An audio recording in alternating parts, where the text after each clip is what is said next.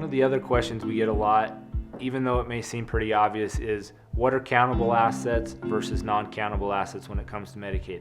Sometimes families think, oh, well, I have a joint account with my son and his name's on it, so that account's not mine. Well, it's actually the opposite. If you're on an account with somebody else, Medicaid still sees that account as being your account. So they don't divide it, they don't attribute it to the other person, they still look at it. If you have access to it, that's your asset. So that's a countable asset. Other countable assets are cash in the bank, 401ks, even if you're still working, IRAs,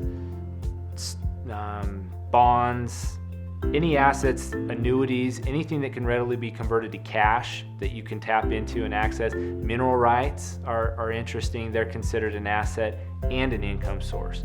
So those are some of the countable assets. Non-countable assets would be things like a home, a primary residence, one vehicle, a property written funeral plan that designates the right entity the way it's supposed to.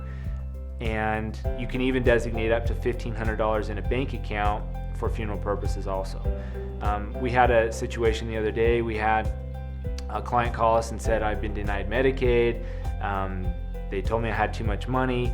Well, when we got looking at it, the client told us that they actually had money set aside in the bank account for funeral purposes, and we were able to get Medicaid to recognize those funds as being attributable for funeral, and so we were able to show that they actually were eligible for Medicaid and were able to save about 3 months of eligibility. So there's just little technicalities and things that can happen sometimes, and so if you think you've been told that you have an asset's that countable or not countable, give us a call.